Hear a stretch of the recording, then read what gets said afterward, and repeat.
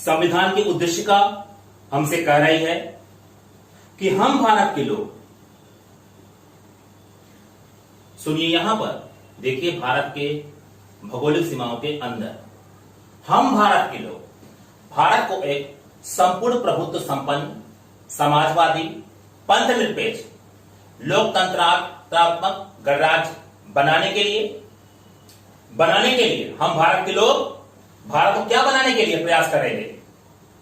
हम भारत के लोग भारत को क्या बनाने का प्रयास करेंगे? हम भारत के लोग ये बनाने का प्रयास भारत के लिए करेंगे कि भारत एक प्रभुत्व संपन्न, प्रभुत्व संपन्न, समाजवादी, पंथनिरपेक्ष, लोकतंत्रात्मक गणराज्य।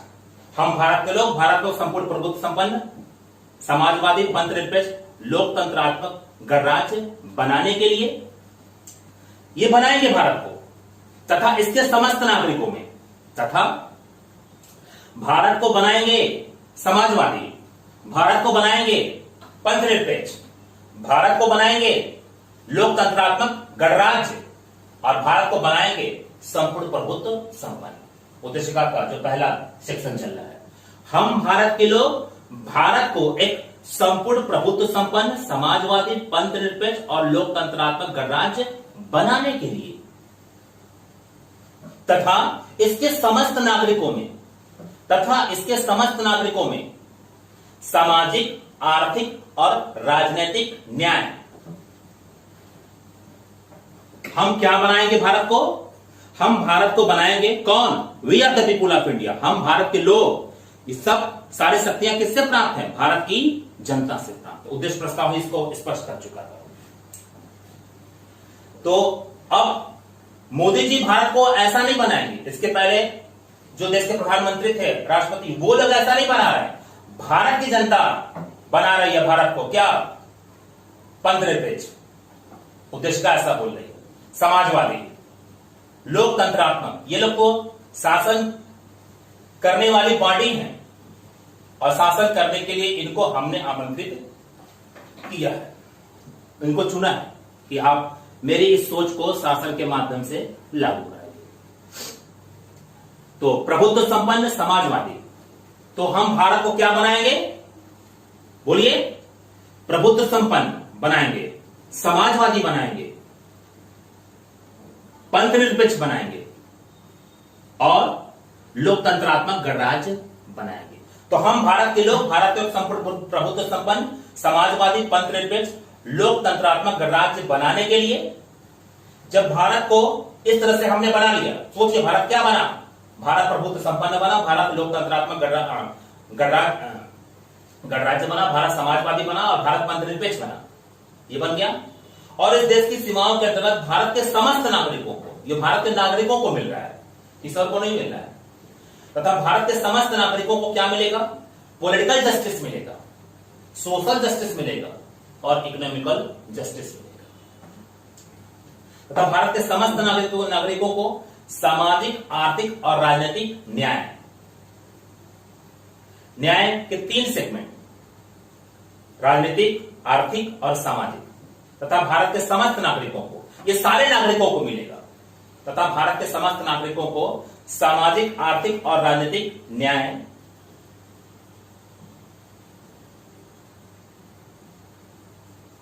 उसके बाद विचार, अभिव्यक्ति, विश्वास, धर्म और उपासना की स्वतंत्रता। ये हम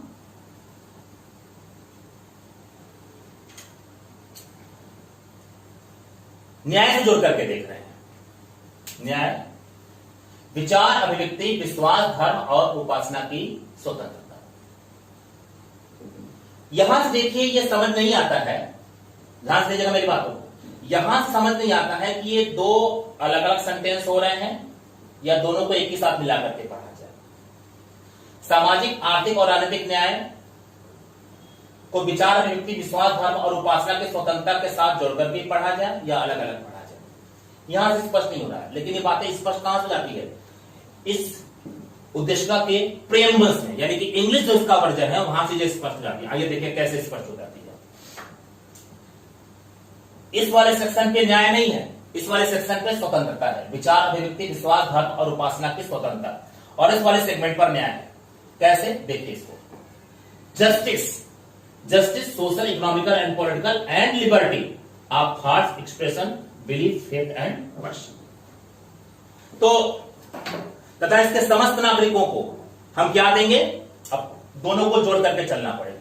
दोनों को मैंने सामने से ले रखा है कि ये दोनों भी संविधान के उद्देश्य का, संविधान के सार के रूप में संविधान को स्पष्ट करने की भूमिका अदा करती है। लेकिन खुद संविधान के उद्देश्य में भी संविधान का जो हिंदी वर्जन है वो भी कहीं कहीं अपने आप को स्पष्ट करने के लिए संविधान के इंग्लिश वर्जन को प्रयोग करे तो चीजें बिल्कुल क्लियर हो जाएंगी। इसीलिए मैंने दोनों को सामने आपके रख दिया ताकि जहां कहीं भी इस बात को आपको समझने में दिक्कत हो उसे यहां से क्या किया जाए, जोड़ दिया जाए। मूल उद्देश्य जो संविधान सभा में लिखी गई थी वही थी, ये उसका अनुवादित रूप है। तो जस्टिस तथा उसके समस्त नागरिकों को एंड टू सिक्योर, हम भारत को ये बनाएंगे, हम भारत को ये बनाएंगे। मैं दोनों को एक बार पहले पढ़ दे रहा हूं ताकि चीजें क्लियर हो जाए। हम भारत के लोग भारत को एक संपूर्ण प्रभुत्व संपन्न, समाजवादी, पंथनिरपेक्ष, लोकतंत्रात्मक गणराज्य बनाने के लिए तथा उसके समस्त नागरिकों को सामाजिक, आर्थिक व राजनीतिक न्याय, विचार अभिव्यक्ति, विश्वास, धर्म और उपासना की स्वतंत्रता, प्रतिष्ठा और अवसर की समता प्राप्त कराने के लिए तथा उन सब में व्यक्ति की गरिमा और राष्ट्र की एकता और अखंडता सुनिश्चित करने वाली बंधुता बढ़ाने के लिए दृढ़ संकल्प होकर अपने इस संविधान सभा में आज तारीख 26 नवंबर 1949 ईस्वी मिति मार्गशीर्ष शुक्ल सप्तमी संवत 2006 विक्रमी को एतद द्वारा इस संविधान को अंकित, अधिनियमित और आत्मार्पित करते हैं। हिंदी हो गया, English. We the people of India having solemnly resolved to constitute India into a sovereign, प्रभुत्व संपन्न, सोशलिस्ट, समाजवादी, सेकुलर, पंथनिरपेक्ष, democratic republic and to secure to all its citizens justice, liberty, equality and fraternity। तो यहां से चीजें नहीं समझ में आती है, लेकिन आप फिर से मैं पढ़ दूं पहले। Justice, social, economical and political, liberty of thoughts, expression, belief, faith and worship, equality of status and of opportunity and to promote among them all fraternity, assuring the dignity of the individual and the unity and integrity of the nation।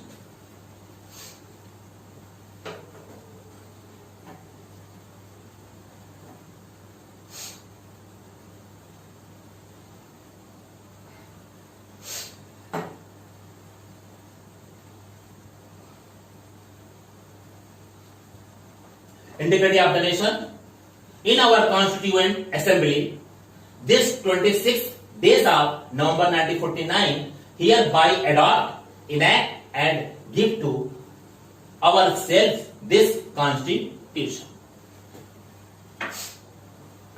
अब एक बार पढ़ दिया इसको, आपके जिहन में थोड़ी बहुत बातें आ गई होगी। अब इसको हम रिस्पेक्टफुली आपको समझा देते हैं।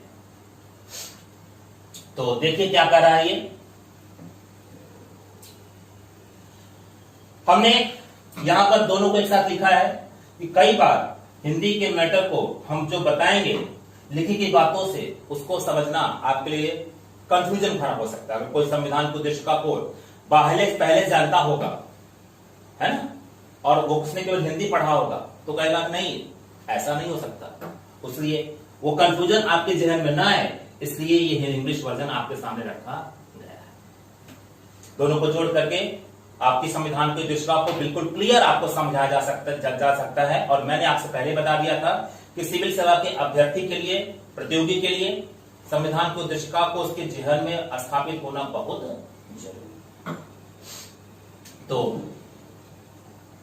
संविधान की उद्देश्य का, संविधान का सार है हम भारत के लोग भारत को, भारतीय मानचित्र को एक संपूर्ण प्रभुत्व संपन्न, समाजवादी, पंथनिरपेक्ष, लोकतंत्रात्मक गणराज्य बनाने के लिए, इसको हम बनाएंगे। हम भारत को क्या बनाएंगे? इन चार शब्दों जोड़ करके देखिएगा। हम भारत को प्रभुत्व संपन्न, समाजवादी, पंथनिरपेक्ष और लोकतंत्रात्मक गणराज्य बनाने के लिए आगे चलेंगे। हम इस संविधान के माध्यम से भारत को क्या बनाएंगे? प्रभुत्व संपन्न, समाजवादी, पंथनिरपेक्ष और लोकतंत्रात्मक गणराज्य में तब्दील करेंगे। आगे का मैटर इसके साथ जुड़ करके समझा जाएगा जो नीचे।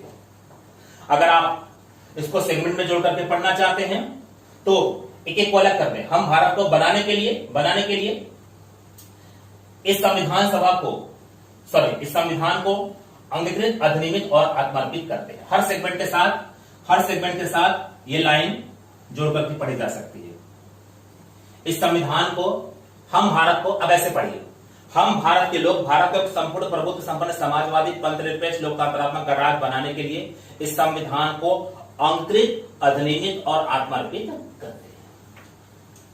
इसके साथ ही इस संविधान को हम और किस बात के लिए अंगीकृत, अधिनियमित और आत्मार्पित करते हैं? इसके साथ ही इस संविधान को हम और किस बात के लिए अंगीकृत, अधिनियमित और आत्मार्पित करते हैं? अंगीकृत का मतलब होता है ग्रहण करना, अडॉप्ट करना। अगर आपको अंगीकृत के मतलब को समझना तो देखिएगा, अंगीकृत है, ये अंगीकृत है और ये है here to, hereby adopt. ठीक है, समझ रहे हैं? हमने किस दिन इसको अंगीकृत, अधिनियमित और आत्मार्पित किया था? किस दिन इसको अडॉप्ट किया था? किस दिन इसको इनेक्ट किया था? और किस दिन इसको आप आत्मार्पित किया था?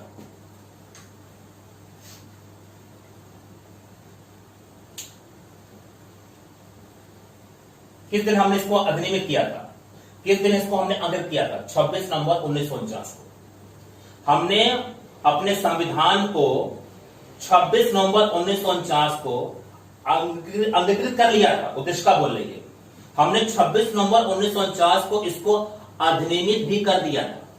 मैंने संविधान के रचना वाले टॉपिक में पढ़ाया था कि तीसरे वाचन के बीच में एक प्रस्ताव लाया गया था डॉक्टर भीमराव अंबेडकर के माध्यम से, और 26 नवंबर 1949 को संविधान सभा के सदस्यों ने उसी प्रस्ताव पर जैसे अपने हस्ताक्षर किए तो फिर संविधान उस प्रस्ताव के माध्यम से बन करके अधिनियमित हो गया। तो आपको देखना है कि 26 नवंबर 1949 को हमने इस संविधान को अंगीकृत किया था, अधिनियमित भी कर दिया था और आत्मार्पित भी किया था।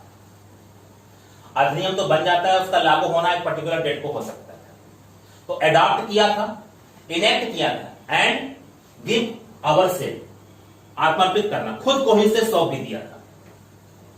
संविधान सभा जो संविधान बनाने के लिए इस देश के प्रतिनिधियों, इस देश के नागरिकों के प्रतिनिधियों के रूप में काम कर रही थी, उसके माध्यम से इस देश की जनता ने संविधान की रचना कार्य करवाया था और उसका स्रोत और उसकी शक्तियां खुद ये जनता बनी हुई थी। और बाद में अंतिम शब्द के रूप में इस संविधान को जनता ने अपने लिए ही क्या किया? स्वीकार कर लिया। तो अंगीकृत, अधिनियमित और आत्मार्पित ने गिवन अवरसेल्फ, खुद को ही उसको क्या किया? दे दिया। हमने इसे ग्रहण कर लिया, देश के शासन करने के लिए हमने इसे स्वीकार कर लिया। अब ये सेंटेंस है, अंगीकृत और आत्मार्पित, दोनों का अलग अलग मतलब क्या है? अंगीकृत का मतलब है कि हमने उसे स्वीकार कर लिया, और स्वीकार करने के साथ साथ अब अंत में संविधान सभा के माध्यम से जो संविधान रचना काम हुआ था, जो प्रतिनिधियों का निकाय थे इस देश के नागरिकों की, बाद में संविधान उसी को सौंप दिया जा रहा है। तो यहां पर देश की जनता एक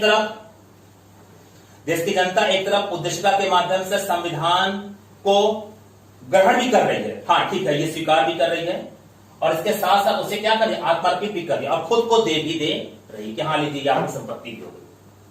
तो अब ये अगर देश की जनता का हाथ है तो संविधान निर्माण के कार्य को जनता ने स्वीकार कर लिया और इसको अब रख भी लिया अपने लिए, ये मेरा है। तो इसी को बोला गया our self, to give and give to our self. अब खुद को सौंप दिया।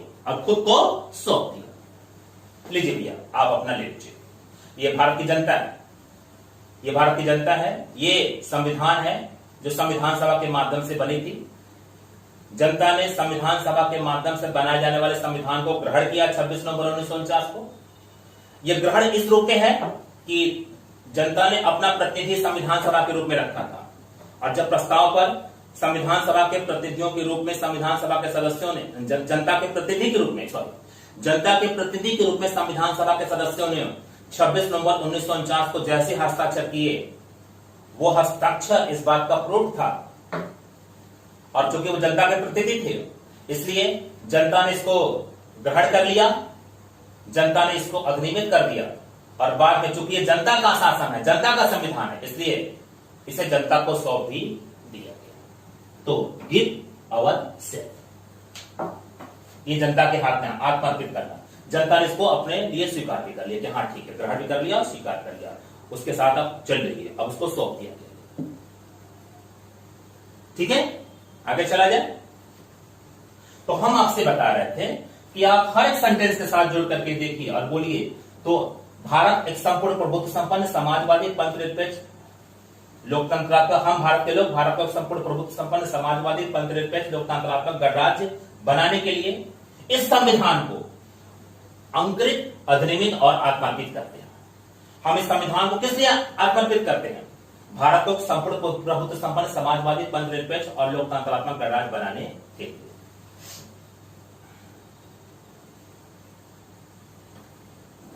कब स्वीकार किया हमने इसको? 26 नवंबर 1949 को स्वीकार किया, और पूरे संकल्प के साथ, पूरी दृढ़ता के साथ इस बात को स्वीकार किया। ऐसे ही आधे अधूरे मन से स्वीकार नहीं किया, पूरी दृढ़ता के साथ, पूरे संकल्प के साथ स्वीकार किया। ये जो दृढ़ता है और ये जो संकल्प है, इसे आप रिजॉल्व और इसे आप दृढ़ता के साथ सोलमनली और संकल्प रिजॉल्व। तो अगर आपको सही ढंग समझना है कि मैं ऐसा क्यों कर, देखिएगा, फिर से देखिएगा। हम भारत के लोग, we are the people of India having solemnly, मतलब having solemnly, we are the people of India, उसको जोड़िए। सेंटेंस कैसे बना है? हम भारत के लोग भारत को, तो पूरा सेंटेंस अगर आप इंग्लिश में पढ़ेंगे तो ऐसा आएगा, हम भारत के लोग दृढ़ संकल्पित होकर, ये हम भारत के लोग दृढ़ संकल्पित होकर, we are the people of India having solemnly resolve, हम भारत के लोग दृढ़ संकल्पित होकर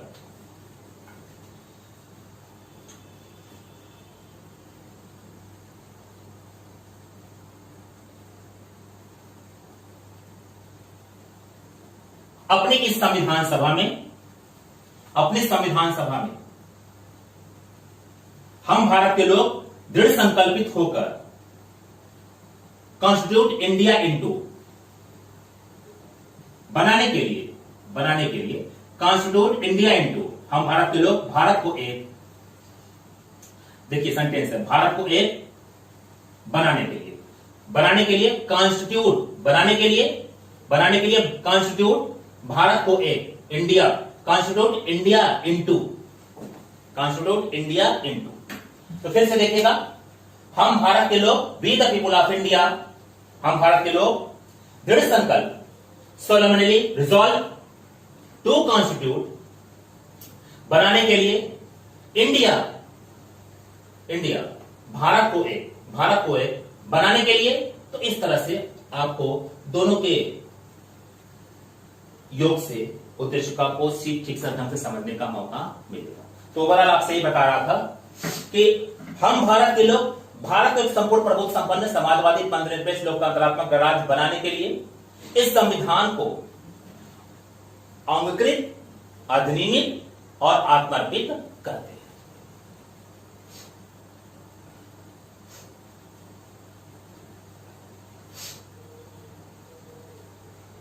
उसके बाद किस बात के लिए हम इस संविधान को एक बार फिर से अंगीकृत, अधिनियमित और आत्मार्पित करेंगे?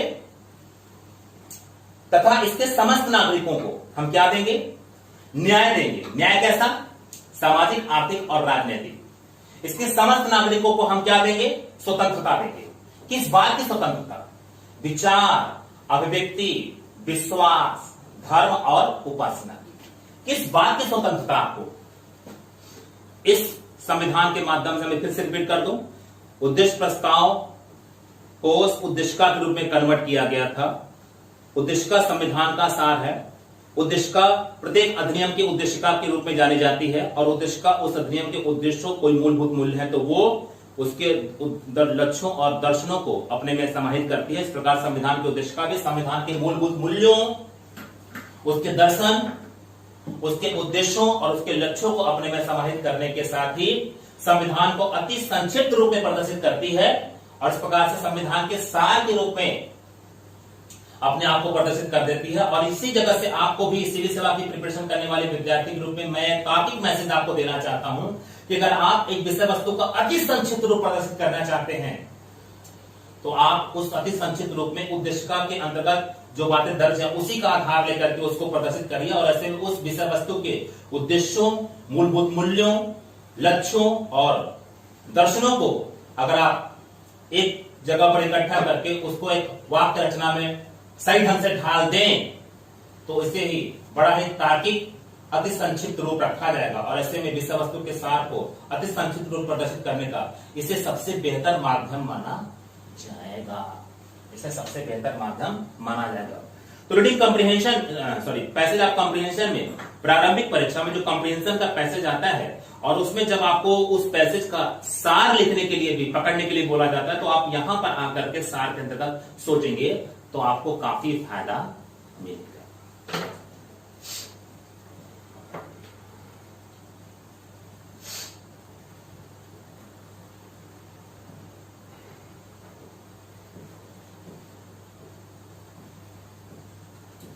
तो भारत के नागरिकों को आप और क्या प्रदान करेंगे?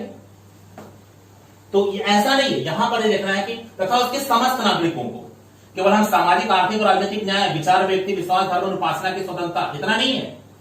ये समस्त नागरिकों को सब कुछ मिलने वाला है। ये सब कुछ समस्त नागरिकों को मिलेगा। और कैसे? जस्टिफाई करिए, देखिए। And to secure to all its citizen, and to secure to all its citizen, क्या दे रहा है? लिबर्टी विद जस्टिस भी दे रहा है, लिबर्टी भी दे रहा है, इक्वलिटी भी दे रहा है और फ्रेटर्निटी भी दे रहा है। तो हम ये देखेंगे कि भ्रातृत्व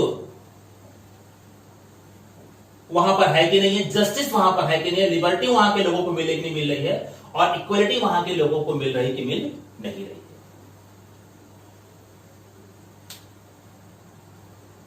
फ्रेटर्निटी, फ्रेटर्निटी ये भाईचारा क्या एश्योर करते हैं? Assure the dignity of the individual and the unity and integrity of the nation.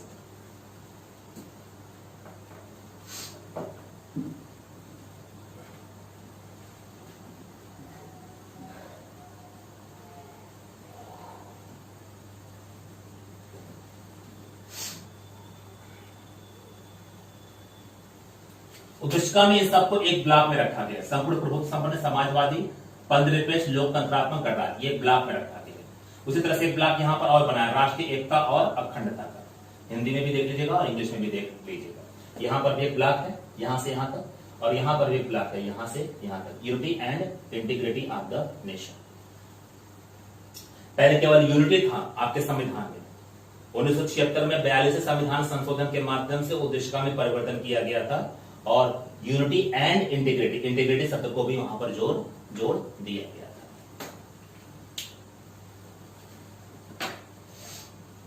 तो क्या कहती है संविधान की उद्देशिका? अब आगे आपसे, इसके समस्त नागरिकों को हम क्या देंगे? जस्टिस देंगे। इसके साथ क्या देंगे? फ्रीडम, लिबर्टी देंगे। किस बात की? विचार, अभिव्यक्ति, विश्वास, धर्म और उपासना की स्वतंत्रता। Liberty of thoughts, expression, belief, faith and worship. विचार, अभिव्यक्ति, विश्वास, श्रद्धा, धर्म और वर्शिप, पूजा की, उपासना, वर्शिप, पूजा, उपासना की स्वतंत्रता। इसके साथ ही हम और क्या देंगे इनको? हम इनको इक्वलिटी भी देंगे, मतलब इनको हम समानता भी देंगे। समानता कैसे? प्रतिष्ठा और अवसर की प्रतिष्ठा और अवसर की समता।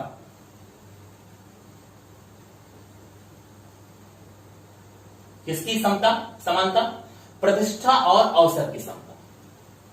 प्रतिष्ठा और अवसर की समता।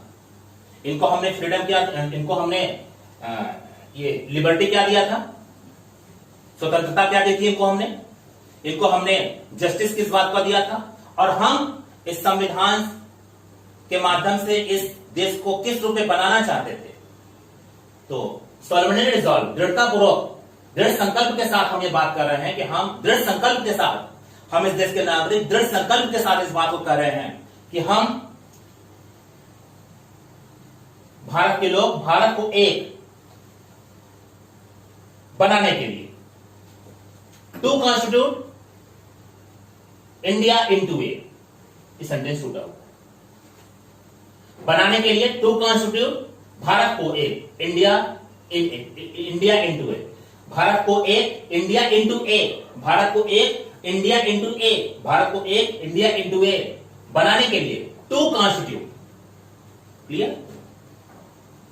सोलमनी रिजॉल्व, दृढ़ संकल्प होकर के।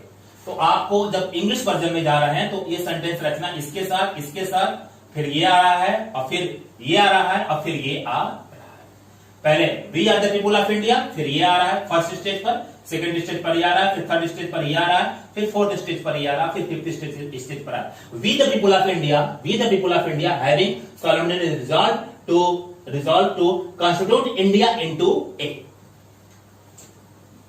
India into a, sorry second miss हो गया, सेकंड स्टेज पर नहीं, ये फोर्थ सबसे लास्ट स्टेज पर है। तो वी द पीपुल, हम भारत के लोग, ये सबसे पहले आ रहा है। सेकंड स्टेज पर ये दृढ़ संकल्प आ रहा है। थर्ड स्टेज पर आपका having solemnly resolve to constitute, बनाने के लिए, और फिर भारत को एक, इंडिया इनटू ए, और फिर सबसे लास्ट में प्रभुत्व संपन्न, ये सब आ रहा है, रिपब्लिक। एंड उसके बाद हम इस देश के समस्त नागरिकों को क्या दे रहे हैं? जस्टिस दे रहे हैं इस देश के समस्त नागरिकों को। इसके साथ ही जस्टिस के साथ इस देश के नागरिकों को हम और क्या दे रहे हैं? जस्टिस के साथ ही इस देश के नागरिकों को इक्वलिटी दे रहे हैं, समानता, सॉरी स्वतंत्रता, सॉरी लिबर्टी दे रहे हैं। लिबर्टी क्या है? स्वतंत्रता। स्वतंत्रता किस बात की? विचार, अभिव्यक्ति, विश्वास, क्या हुआ? विचार, अभिव्यक्ति, विश्वास, धर्म और उपासना की स्वतंत्रता। हम इसकी स्वतंत्रता आपको दे रहे हैं। तो ये जो दोनों का आपने वर्जन लिया है, दोनों को ध्यान से देखिए। जैसे आप इन दोनों को ध्यान से लेकर के चलेंगे तो मात्र हिंदी वर्जन से जो उद्देश्य का आपको ठीक से समझने में दिक्कत करती है, दोनों का सही प्रयोग करके ही आपको उसकी जो रियलिटी है ये आसानी से आपको समझाया जा सकता है।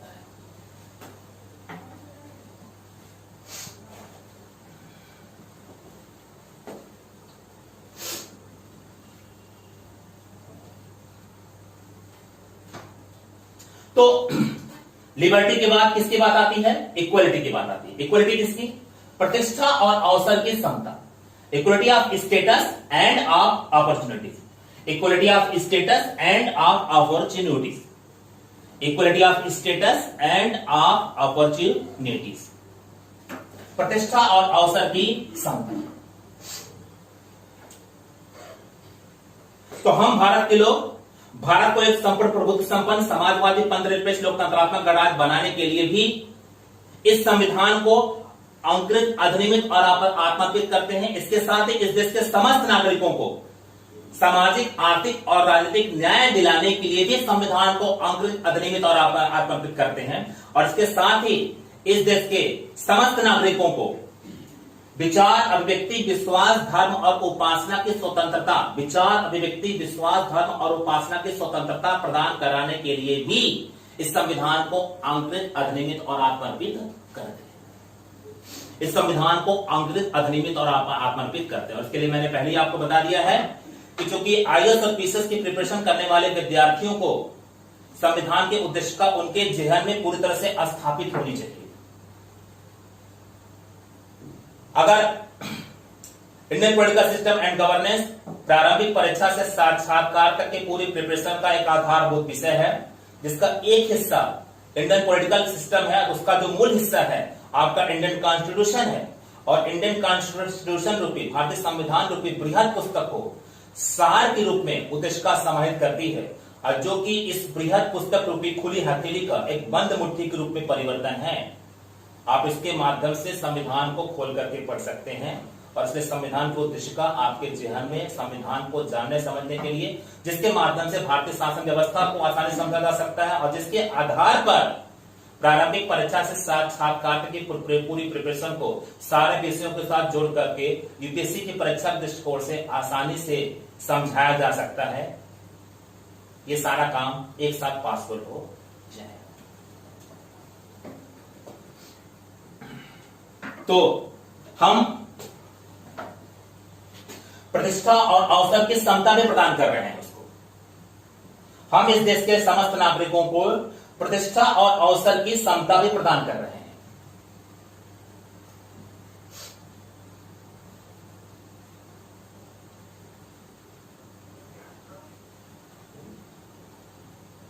तथा उन सब में प्रतिष्ठा और अवसर की समता प्रदान करने के साथ ही उन सब में व्यक्ति की गरिमा बहुत ही महत्वपूर्ण हो रही है, उद्देश्य का ये कह रही है। तथा उन समस्त नागरिकों में व्यक्ति की गरिमा, तथा उन समस्त नागरिकों में व्यक्ति की गरिमा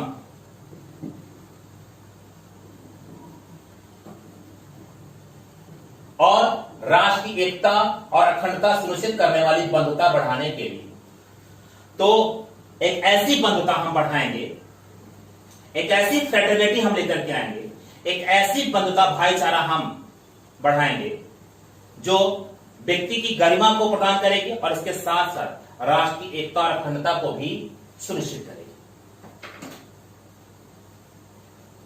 भाईचारे में आप किसी को यह कह दीजिए कि आप इस देश के निवासी हैं, इस देश के नागरिक हैं, और इसलिए आप कुछ ऐसी बातें मत बोलिए कि आप इस देश की एकता और अखंडता को तोड़ दीजिए, लेकिन आप उस बात को करते समय उस व्यक्ति की गरिमा को चोटित कर दीजिए। तो ये बात फ्रेटर्निटी पूरी तरह से स्वीकार नहीं करती है। फ्रेटर्निटी कहती है कि आप राष्ट्र की एकता और अखंडता को व्यक्ति की गरिमा के साथ जोड़ करके ही देखिए।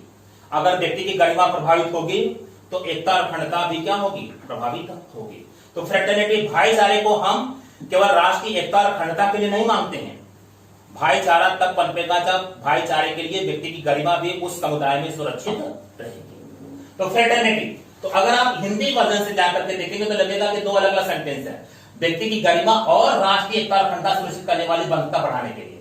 मतलब बंधुता राष्ट्रीय एकता और अखंडता सुनिश्चित करने वाली होनी चाहिए और व्यक्ति गरिमा अलग है। लेकिन ऐसा नहीं, जब हम इंग्लिश वर्जन में जाते हैं तो फ्रेटर्निटी, एश्योरिंग फ्रेटर्निटी क्या एश्योर करता है, क्या सुनिश्चित करता है, assuring the dignity of the individual, assure करता है। यानी कि आपको यह देखना है कि व्यक्ति की गरिमा और राष्ट्रीय एकता और अखंडता सुनिश्चित करने वाली, सुनिश्चित यानी कि एश्योर करना, ये सुनिश्चित किसके लिए है, देखिएगा सेंटेंस देखिएगा, फिर ध्यान दीजिएगा इस पे।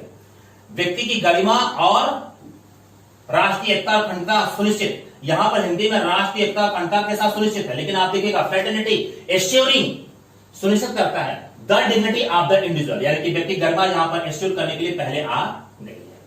तो फ्रेटर्निटी, इसलिए ओवरऑल इंग्लिश से हिंदी में जाइएगा तो चीजें समझ में आ जाएंगी। तो फ्रेटर्निटी कहता है कि एश्योरिंग, इसका मतलब है कि अगर आप इसको उसके हिसाब से पूरी तरह से बनाकर कहेंगे तो ये कहेगा कि संविधान की उद्देशिका यह सुनिश्चित करना चाहती है, संविधान की उद्देशिका यह सुनिश्चित करना चाहती है कि भाईचारा बढ़ाया जाए। संविधान की उद्देशिका यह सुनिश्चित करना चाहती है कि व्यक्ति की गरिमा और राष्ट्रीय एकता और अखंडता बनी रहे। संविधान की उद्देशिका यह सुनिश्चित करना चाहती है कि व्यक्ति की गरिमा, राष्ट्रीय एकता और अखंडता बनी रहे, और इसके लिए वो बंधुता, फ्रेटर्निटी को बढ़ावा देना चाहती है।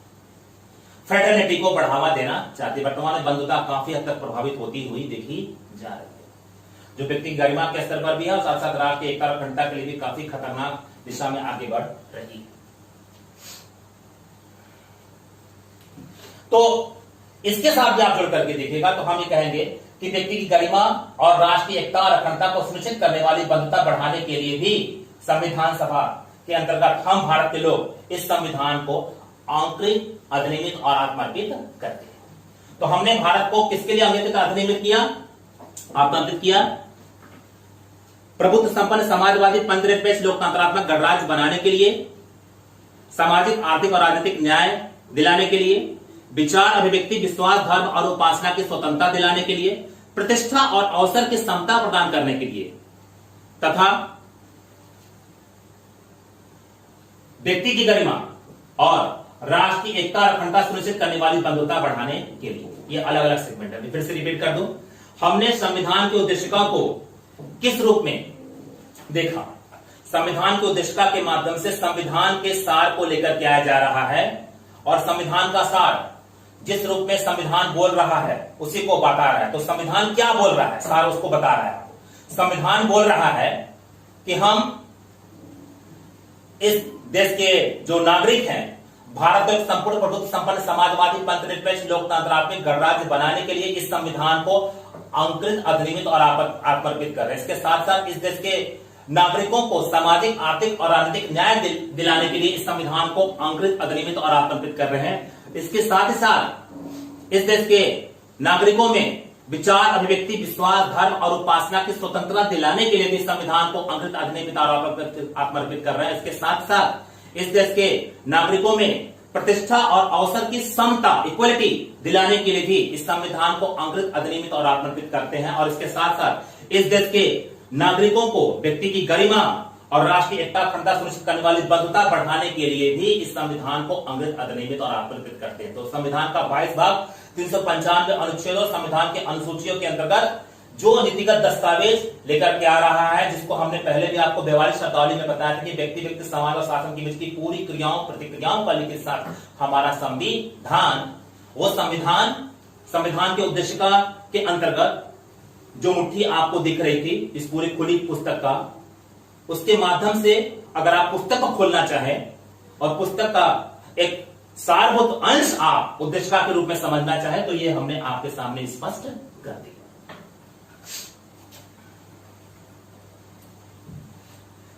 संविधान की उद्देशिका में ग्रहण की तिथि का उल्लेख है 26 नवंबर 1949 अडॉप्ट, लेकिन संविधान की उद्देशिका में प्रवर्तन की तिथि जो 26 जनवरी 1950 है उसका उल्लेख नहीं है। संविधान की उद्देशिका में ग्रहण की तिथि का तो उल्लेख है, लेकिन संविधान की उद्देशिका में प्रवर्तन की तिथि का उल्लेख नहीं, 26 जनवरी 1950। तो इस तरह से हमने संविधान की उद्देशिका को उसकी हिंदी और इंग्लिश वर्जन के बीच में जो थोड़ा बहुत भी एक दूसरे को स्पष्ट करने में मदद मिलने वाली थी उसका प्रयोग करके रियल फ्रेम में संविधान की उद्देशिका को, जिस प्रकार से संविधान सभा ने संविधान की उद्देशिका को संविधान में जगह दिया था उस रूप में आपको समझा दिया। फिर से इंग्लिश वर्जन में थोड़ा सा आकर के उसको रिपीट कर लीजिए कि संविधान की उद्देशिका यानी प्रीएम्बल्स के माध्यम से संविधान के अंतर्गत संविधान का सार लेकर के जो प्रीएम्बल्स है वो क्या हमें संविधान के माध्यम से देना चाहता है। वो कहता है कि we the people of India having solemnly resolved किसके लिए, to constitute India into a sovereignism, socialism, secular democratic republic and to secure और सुरक्षित करने के लिए। और इसके बाद क्या है, और इसके बाद क्या है, justice, social, economical and political, liberty किसके लिए, thoughts, expression, belief, faith and worship, equality किसके लिए, status and opportunity and to promote among them all to fraternity किसके लिए, assuring the dignity of the individual, dignity and integrity of the nation। तो ये सारे अलग अलग सेगमेंट को आप पूरे संविधान रूपी पुस्तक के साथ जोड़ करके देखिएगा और संविधान 350 में अनुच्छेदों 22 भागों और संविधान की उद्देशिका के अंतर्गत जिन मूलभूत मूल्यों, दर्शन, उद्देश्यों और लक्ष्यों पर आधारित होकर के अपनी बातें कर रहा है उसे हमने संक्षिप्त रूप में यहां पर देखा है और इसको यहां से और यहां से इसको खोला जा सकता है और इसमें से इसको निकाला जा सकता है। और इन दोनों के बीच में संविधान के उद्देश्य का लास्ट में in our constitution assembly this 26 days of November 1949 hereby adopt, enact and give to ourselves this constitution। मतलब एतद द्वारा इस संविधान को अंकृत, अधिनियमित और आत्मार्पित करते हैं। उसका जो शब्द है, आपको क्रम से देखना पड़ता है। परीक्षा में कभी कभी ऐसा है, पहले अंग्रेज, फिर अधिनियमित है और फिर आत्मर्पित है। पहले है एडॉप्ट, फिर इनैक्ट है और फिर क्या है, गिव टू अवर सेल्फ, खुद को सौंप देना है। ग्रहण कर लेना है, खुद को सौंप देना, दो अलग अलग सिद्ध है। ग्रहण कर लेना है, खुद को सौंप देना, उसके पहले वो आप ही के माध्यम से विधि के रूप में स्वीकार हो गया। आपने उसको ग्रहण कर लिया, विधि के रूप में अधिकार स्वीकार कर गया, इनैक्ट हो गया वो, और साथ give to our self, our self हो गया, खुद को उसे आपने सौंप भी दिया। तो इस प्रकार संविधान की उद्देशिका को आपके सामने रखा गया था। संविधान की उद्देशिका किसी भी संविधान अधिनियम जो होती है, मैंने पहले आपको बता दिया था कि उसको मैं फिर से आपके सामने पढ़ दे रहा हूं, उसका अर्थ और उससे जुड़े महत्वपूर्ण बिंदु। किसी भी अधिनियम से पहले उसकी उद्देशिका होती है, जो उसके उद्देश्यों और लक्ष्यों को अपने में समाहित करती है। उसी प्रकार संविधान की भी उद्देशिका है। तो जिस प्रकार संविधान की उद्देशिका ने अपने में संविधान की उद्देशिका की जो भाषा थी वो हमने कहां से लिया था, संविधान के स्रोत में जाकर के उसको फैक्ट के रूप में ढूंढिए। प्रस्तावना की भाषा हमने किस देश के संविधान से ली थी, तो आप भी काम करिए। प्रस्तावना की भाषा हमने किस देश के संविधान से ली थी, प्रस्तावना की भाषा है। प्रस्तावना की भाषा एक भाषा है यहां पर, जिससे हम अपनी बातें कर रहे हैं, और भाषा में समाहित क्या है, उस संविधान के दृष्टिकोण। किसी दूसरे देश का संविधान होता तो उसमें उसके दृष्टिकोण, उसके मूलभूत मूल्य, उसके दर्शन, उसके मूलभूत मूल्य, उसके दर्शन, उसके उद्देश्य और उसके लक्ष्य शामिल होते। ये हमारा संविधान उसकी उद्देशिका है। तो उद्देशिका प्रस्तावना की भाषा, जो कि हमने जिस देश के संविधान से लिया है, उसको आप फैक्ट के रूप में जाकर के थोड़ा सा अपने स्तर से उसको रिकॉल करिए। आप भी थोड़ा सा अलग से काम करते हुए बताइए। प्लस उस भाषा का प्रयोग करके जो उद्देशिका का आशय है, हमने वो डाल किया है, और भाषा और उद्देशिका का आशय दोनों को जोड़ करके ये पूरी उद्देशिका बनाई गई है। प्रियम्बल हिंदी और इंग्लिश में। तो यहां तक कोई कंफ्यूजन नहीं होना चाहिए आपको। तो हमारे संविधान की उद्देशिका जिस रूप में अपना निर्माण करने में सक्षम हो पाई, राजनीतिक विज्ञान के ऑक्सफोर्ड यूनिवर्सिटी के बहुत बड़े प्रोफेसर थे,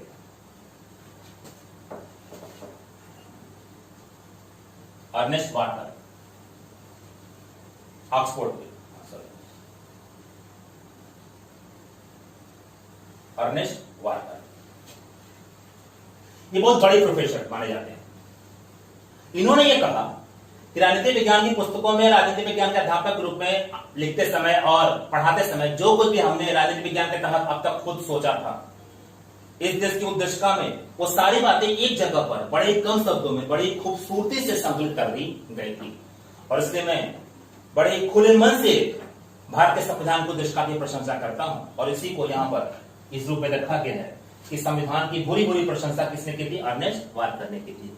तो आपका स्पष्ट टिप्पणी यहां पर भी लिखने के लिए आ सकती है कि संविधान की उद्देशिका की बुरी बुरी प्रशंसा अर्नेस्ट वाटर ने क्यों की। इसके साथ आप देखिएगा कि जो बातें आपको समझाई गई उससे आप देखिएगा कि अगर सुप्रीम कोर्ट संविधान की उद्देशिका को संविधान की आत्मा कहता है, अगर सुप्रीम कोर्ट संविधान की उद्देशिका को संविधान की आत्मा कहता है, तो क्या ये बातें आपको समझ में आ रही हैं या नहीं आ रही है। इसके साथ ही हम मेंस की क्लास अभी नहीं ले रहे हैं, हम प्रारंभिक परीक्षा के आधार पर फैक्ट और लॉजिक के माध्यम से अपने टॉपिक को कॉम्प्रिहेंसिव बना रहे हैं। तो आपको अगर इस स्टेटमेंट का फैक्ट और लॉजिक यहां से मिल गया और आप उसको एनालाइज करके एक्सप्लेन करने के लिए थोड़ा सा आगे छूटे हुए हैं, तो आपका प्रश्न यहां से उत्तर के रूप में अगर इस तरह तैयार है तो हमारा काम पूरा हो रहा है। इसके साथ ही जो के.एन. मुंशी संविधान की उद्देशिका को राजनीतिक जन्म कुंडली कहते हैं। क्या कहते हैं? राजनीतिक जन्म कुंडली। तो जो राजनीतिक जन्म कुंडली के.एन. मुंशी ने संविधान की उद्देशिका को कहा है, मेरे पूरे संविधान की उद्देशिका के एक्सप्लेनेशन में आपको राजनीतिक जन्म कुंडली के स्तर पर भी पूरे कॉम्प्रिहेंसिव समझ में फैक्ट और लॉजिक उसका मिला है नहीं मिला, वहां से आकर के उसका एक्सप्रेशन आप करिए तो चीजें आपको भली भांति समझ में आ सकती है।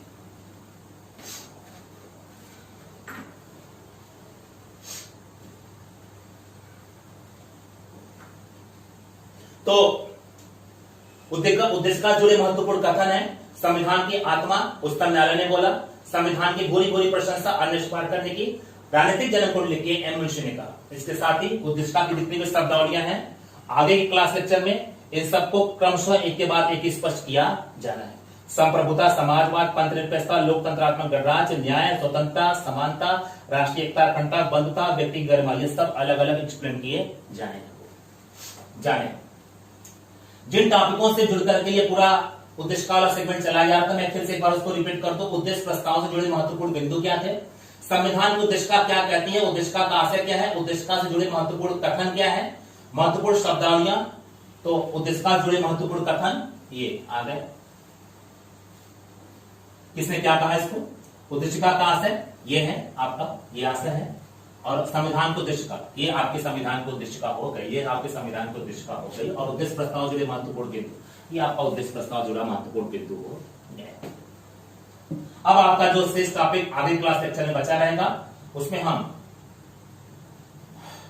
महत्वपूर्ण शब्दावलियां उसका अर्थ पढ़ेंगे। ये सेगमेंट जो सबसे नीचे है, और इसके नीचे है उद्देशिका संविधान का भाग है या नहीं, और उद्देशिका का महत्व और उद्देशिका में संशोधन, ये कुछ शेष टॉपिक हैं जो हम आगे क्लास लेक्चर में इसको स्पष्ट करेंगे। आज क्लास लेक्चर के माध्यम से और इसके पूरे सेगमेंट में जो भी आपको बताया गया है, उन सबको आप जोड़ करके चीजों को, उद्देशिका को ठीक से समझने का प्रयास करेगा। कहीं पर भी कोई क्वेश्चन अगर एराइज होगा तो निश्चित रूप से आप उसको पूछिएगा। तो संविधान की उद्देशिका की अर्नेस्ट वार्कर ने भूरी भूरी प्रशंसा की थी। उन्होंने ये कहा था कि जिस तरह से मैं राजनीति विज्ञान को समझता था एक प्राध्यापक के रूप में, जिस तरह से राजनीति विज्ञान की पुस्तकों को मैं पढ़ रहा था, जो पुस्तकें राजनीति विज्ञान की मेरे माध्यम से लिखी गई हैं, उन सब में जो मूल बात में सोच करके पॉलिटिकल साइंस को एक्सप्लेन कर रहा था, लिख रहा था, अलग अलग पुस्तकों के बीच में अलग अलग विषयों पर संविधान की उद्देशिका भारत की बड़ी खूबसूरती से एक जगह पर उन सबको उसने क्या किया, संकलित कर दिया।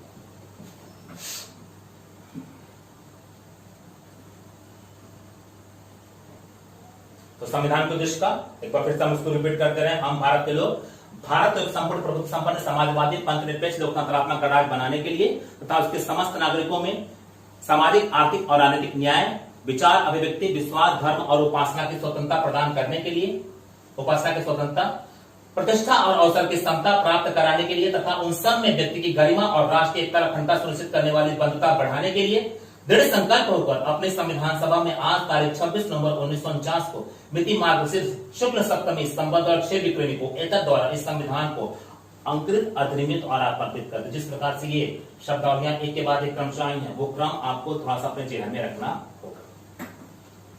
अब आप खुद से देखिएगा, कभी आप लोगों ने सुना होगा कि इंटरव्यू बोर्ड में किसी विद्यार्थी से संविधान की उद्देशिका पूछा गया और उसको वो ठीक से नहीं बता पाया, तो बोर्ड मेंबर ने उसके टैलेंट को वहीं से आंक लिया। आप खुद समझ सकते हैं कि उद्देशिका आपके लिए कितनी महत्वपूर्ण हो रही है। एक विद्यार्थी के रूप में आईएएस पीसीएस के अगर आप साक्षात्कार तक जा रहे हैं और आपके जेहन में उद्देशिका की समझ नहीं है, तो निश्चित रूप से आपका साक्षात्कार बुरी तरह से प्रभावित होने वाला है, ये मान के चलेगा। तो एक साथ कॉम्प्रिहेंसिव स्टडी करके सारी बातों को अपने टैलेंट में, ज्ञान और स्किल के आधार पर बना करके जिस तरह से प्रिपरेशन करने के लिए आपको बोला जा रहा है वो सब आप करते हैं, तो मैं समझता हूं कि हमारी प्रिपरेशन पूरा कराते कराते आपका सिलेक्शन होना चाहिए। निश्चित रूप से संस्थान इस उद्देश्य पर काम कर रहा है और आप इस उद्देश्य के साथ जुड़े हुए हैं और यही आपका भविष्य भी है। तो हम और आप मिलजुल करके इस काम को प्रभावशाली ढंग से सही दिशा में आगे बढ़ाएं, और मेरा काम ईमानदारी से अध्यापन कराना है और आप काम ईमानदारी से अध्ययन करना है। हम दोनों ये बात अच्छी तरह से हमेशा के लिए याद करें, तो निश्चित रूप से आपका भविष्य सही दिशा में आगे बढ़ जाए। चलिए फिर नेक्स्ट क्लास में एक बार फिर से आप सबसे मुलाकात